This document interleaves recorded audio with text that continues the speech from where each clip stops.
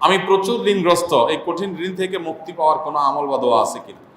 ঋণ থেকে মুক্তি লাভের জন্য অনেকগুলো আমল আছে এবং অনেকগুলো দোয়া আছে। এই দোয়াগুলো আমরা পড়বো ইনশাআল্লাহ। সবচেয়ে বড় আমলটা, আমি বড় আমল বলতে সবচেয়ে গুরুত্বপূর্ণ কাজটার কথা বলতে চাচ্ছি, সেটা হলো ঋণ পরিশোধ করার জন্য সিরিয়াসনেস থাকা। সবচেয়ে গুরুত্বপূর্ণ বিষয় হলো ঋণ পরিশোধের জন্য কি থাকা? সিরিয়াসনেস থাকা। আমি অনেক মানুষকে জানি যারা ঋণ পরিশোধ করতে চান, অনেক ঋণ হয়ে গেছে, ঋণ পরিশোধ করতে চান, আমার কাছে এসে বলছেন, হুজুর এটা দোয়া শিখাই দেন, যেটা পড়লে আল্লাহ তাআলা ঋণ পরিশোধ করে দিবেন। আমি বলি ঠিক আছে, দোয়া আপনারা শিখাবো, আগে বলেন ঋণ কত টাকা। তো ধরেন বললো যে আমার এত লাখ টাকা ঋণ, আপনার ঋণ পরিশোধ করার কোনো ব্যবস্থা নাই? না হুজুর, কোনো ব্যবস্থা নেই। কোনো টাকা পয়সা নেই? না, কোনো টাকা পয়সা নেই। জমি জমা কি পরিমাণ আছে? এই 2-4-5 বিঘা জমি আছে। তো জমি বিক্রি করে ঋণ পরিশোধ করতেছেন না কেন? এটা কোনো কথা হুজুর, জমি বিক্রি করে ঋণ শোধ করবো? অনেকে আছে ব্যবসার টাকা আছে, না ভাই পকেটেরটা দিয়ে ঋণ শোধ করবো না। আপনি দোয়া শিখাই দেন, দোয়া দিয়ে কাটাকাটি হয়ে যায়, আমারটা আমার কাছে থাকো। আমার কথা বুঝেন নাই? এইরকম বহু লোক আমি পাইছি যে এই টাইপের। আমি বলছি ভাই, আপনার সাধ্যে আছে, ঋণ পরিশোধ করার অ্যাবিলিটি আছে, ওইটা আপনি ব্যবহার করেন, পাশাপাশি আল্লাহর কাছে দোয়া করেন। আপনার হয়তো পুঁজি থেকে যাবে। অনেক লোক আছে ব্যবসা বাণিজ্য করে, ব্যবসার টাকা ক্যাশের টাকা দিয়ে দেনা দিব না ভাই, দেনাটা ফাও টাকা দিয়া, উৎমা টাকা দিয়া, অতিরিক্ত টাকা দিয়ে দিব, আর এটা আমি মূলধনে হাত দিব না। তো এইটা কখনো প্রকৃত অর্থে ঋণ পরিশোধ করার শুদ্ধ চিন্তা হতে পারে না। মনে রাখতে হবে, আমি নিজে আমার ঋণ পরিশোধ করাটাকে যদি ফরজ মনে করে দেখি, তো ফরজ, এই ফরজ যদি মনে হয় আমার এবং যদি বিশ্বাস থাকে এটা, তাহলে আমার যদি ভিটাও বিক্রি করা লাগে, তারপরও আমাকে ভিটা বিক্রি করে হলেও ঋণ পরিশোধ করতে হবে। আপনারা অনেকে মাসআলা জানেন, মানুষের মৃত্যুর পর তার যা রেখে যাওয়া সম্পদ, ঘর বাড়ি জমি জমা ভিটা মাটি ব্যাংক ব্যালেন্স, এগুলো দিয়ে সর্বপ্রথম কোন কাজটা করতে হয়? ঋণ পরিশোধ করতে হয়। তাহলে শরীয়ত কি গুরুত্ব দিয়েছে? আপনি জীবদ্দশায় করবেন না, আপনার মৃত্যুর পরে শরীয়ত বলছে আপনার সন্তানদের পরে ভাগযোগ, তারা থাকলে পাবে, না থাকলে নাই।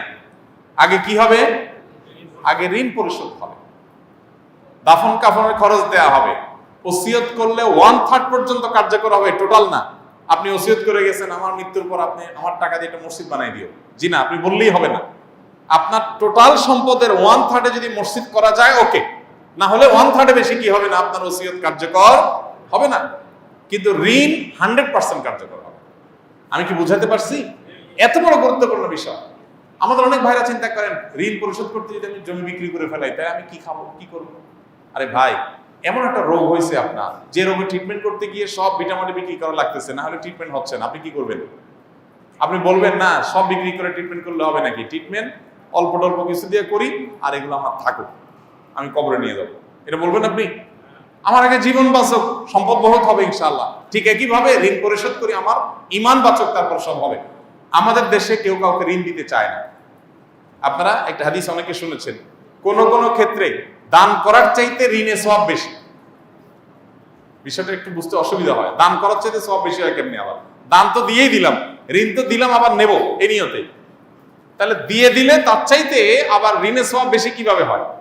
এর অর্থ হলো যে কোন কোন খাতে, ধরেন এক জায়গায় আপনি একটা মসজিদে এখন 2000 টাকা দিলেন, মসজিদে আপনার 2000 না দিলে অসুবিধা হবে না, আরো বহুত লোক দেওয়ার আছে। এই দানের চাইতে আরেকটা লোকের 2000 টাকা লোন দিলে অনেক উপকার হবে, ওই লোনটা বেশি সওয়াব। কথা কি বুঝাতে পারছি?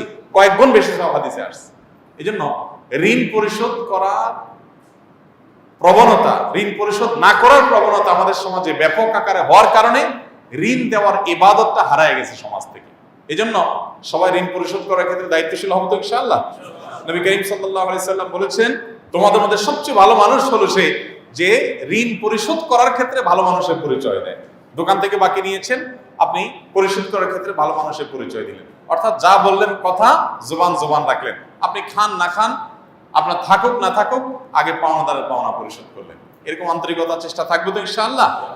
আপনার এই চেষ্টা আছে, আন্তরিকতা। এরপর এবার আপনি আমাকে বলেন হুজুর দোয়া শিখাই দেন, এবার আমি দোয়া বলবো। কথা কি বুঝতে পারছেন? এতগুলো কথা বললাম এই জন্য যে আপনার টাকা পয়সা সব আপনি রেখে দিয়ে এরপর বলছেন হুজুর আপনি দোয়া শিখাই দেন, আপনার দোয়া দিয়ে ঋণ কাটাকাটি হয়ে যাক, আমার টাকা আমার কাছে থাক। এই 2 নম্বরই করা যাবে? আল্লাহুম্মা কফিনি বিহালালিকা আন হারামিক ওয়া আগনিনি বিফাদলিকা আম্মান সিওয়াক। আল্লাহ, আমার জন্য যেন হালালই যথেষ্ট হয়, হারাম যেন প্রয়োজন না হয়, আপনি ছাড়া কারো যেন মুখাপেক্ষি হওয়া না লাগে, আপনি আমাকে সেই তৌফিক দান করুন। এই দোয়া পড়বেন, আল্লাহুম্মা কফিনি বিহালালিকা আন হারামিক ওয়া আগনিনি বিফাদলিকা আম্মান সিওয়াক। আর এছাড়া দোয়া কবুলের সময়গুলোতে সাধারণভাবে নিজের ভাষা দোয়া করেন, আল্লাহ আমার ঋণ পরিশোধ করে দেন, আল্লাহ আপনি ব্যবস্থা করে দেন, আল্লাহ আপনি সহজ করে দেন। তাহাজ্জুদের সময়, পাঁচ ওয়াক্তের নামাজের পরে বিভিন্ন সময় আল্লাহ তাআলা ইনশাআল্লাহ সহজ করে দিবেন।